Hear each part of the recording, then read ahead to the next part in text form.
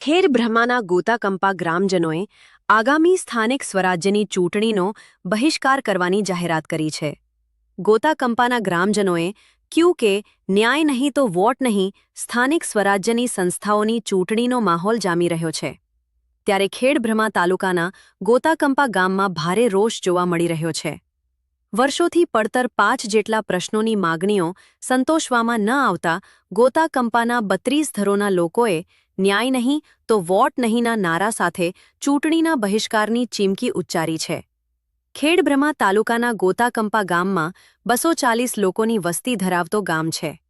કંપામાં છેલ્લા કેટલાય વર્ષોથી અમારી માગણીઓ છે, જેવી કે વિસ્ફોટ પદાર્થ બનાવવાની ફેક્ટરીને દૂર કરવી, સિંચાઈ માટે તળાવમાં પાણી નાખવું, તળાવ ભરવું, સિંચાઈના પાઇપલાઇન દ્વારા ખોદકામનું નુકસાનીનું યોગ્ય વળતર આપવું, ગોતાકંપાથી લક્ષ્મીપુરા કંપા વચ્ચે જોડતો પાકો રસ્તો બનાવવો, વિકાસ કાયોમાં ફંડની ફાળવણી કરવી.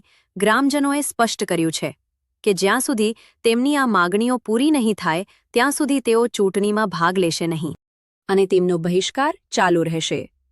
આ અંગેની પત્રિકાઓ પણ ગામમાં ફરતી થઈ છે. એડિટર ચંદ્રશેખર ભાવસાર.